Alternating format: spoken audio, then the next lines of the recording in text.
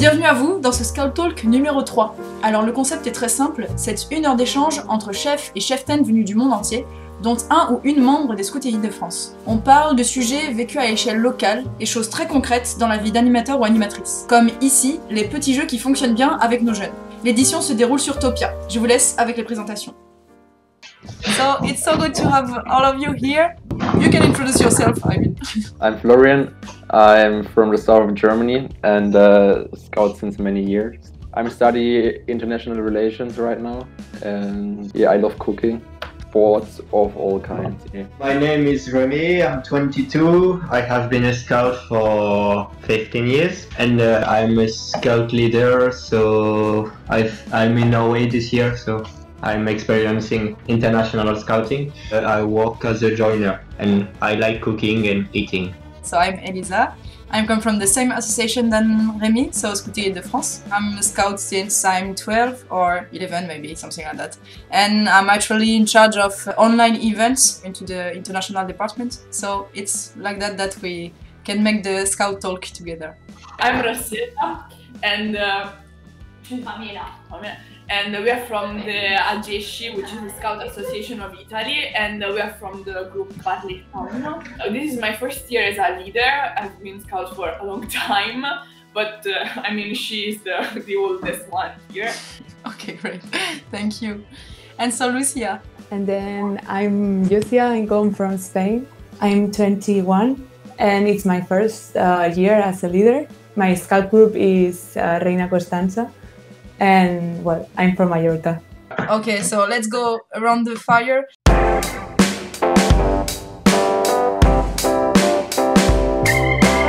My game is called Werewolves. Some of you might know it as Mafia. It's basically a role play with cards that give you each role. You have two phases, night and day. During the night you play your roles, and during the day everyone is a villager and you need to exterminate the good side or the bad side depending on your role. So we play with werewolves that are the bad guys.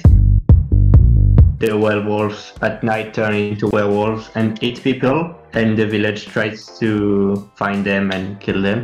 And then you have other roles like the witch that has magical powers, the seer, the thief, and you have like a lot of different roles. So you can play from 5 players up to 40. It's quite interesting for the kids because they have a lot of different roles. In the morning you have to vote someone to vote out, someone you suspect. It's quite interesting to have a speech and then to decide who you are going to kill. Yeah, we have it. It's called Werwolf in German. It's just a bit changed probably with the characters, but it's basically the same. We have it too, but it's not a scout game. We play it also with friends and stuff. We can adapt it to every team and just change the name of the characters. Yeah, we also adapt it to some topics. In Spanish it's Lobos. In French it's Les Loups-Garous de Tierce-Lieu. We use a Latin name, Lupus in Fabula. Oh, that's nice. In German it's Werwolf. And what is your favorite role into this game? Actually, it's we have roles that we kind of changed from the original game. It's like you have twin sisters, but instead of doing nothing like they are supposed to in the game, when one dies, the other wants to avenge her and tries to kill everyone every night. My favorite one is Armor. And in one night, in the first night, the armor is awaking and is choosing a couple. And yeah, one is dying, the other one is dying too. I like it. It's the only job you have, but it's just this one night you wake up and then you can choose 2 persons. And then make a mess into everyone. Thank you very much, Remy, for this little game that we can play with a lot of age section. I mean, it's like with the little yeah, one, everyone can play. Yeah, it's really nice. Oh yeah! Yeah, you can dance. Okay, so let's dance and listen, Florian. Yeah, it's called power hiding. The basic principle is you need a space with a lot of places to hide. You can do it with a group of up to 5 and more.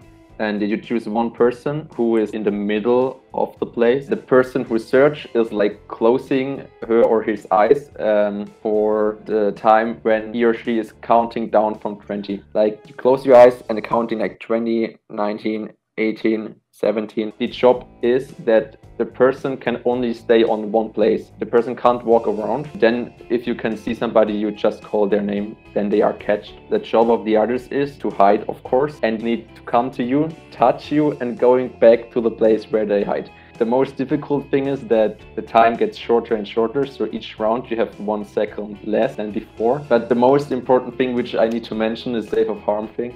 Because before you start of doing that, you need to ask the person who is the catcher where people should touch. You realize that when their eyes are closed, it's like not really comfortable for them. So yeah, as you said, to prevent it. Do you have similar things in your association? So we have nascondino, which is kind of similar, but the person who counts has also to move around to search for people. They have to go back. If the person who counts is the first to go back, then it doesn't have to count anymore. Like the people seen, they have to switch.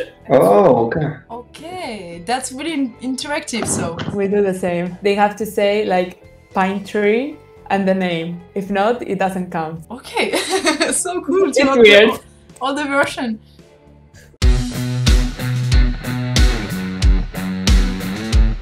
The game is quite similar to Twister. So we are in a circle and the stick is in the middle. The first person moves 1 foot as close to the sticker as he can.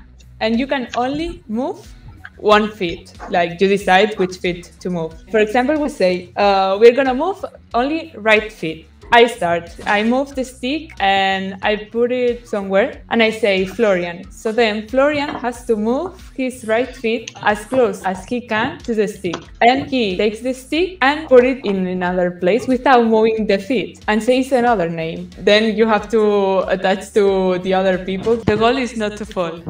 The person, not the stick. I didn't know this kind of game. Do you have this kind of game in your group, Remy? Nope. Yeah, it's really not a French game.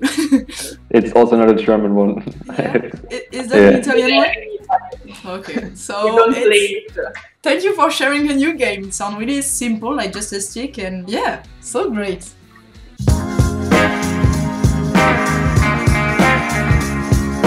Okay, so my little game is a traditional Italian scout game, which is called Roverino. Instead of the ball, we play with this thing. Let's say like this, I didn't find a better picture. Okay. And it's like a ring of rope. And we have 2 teams.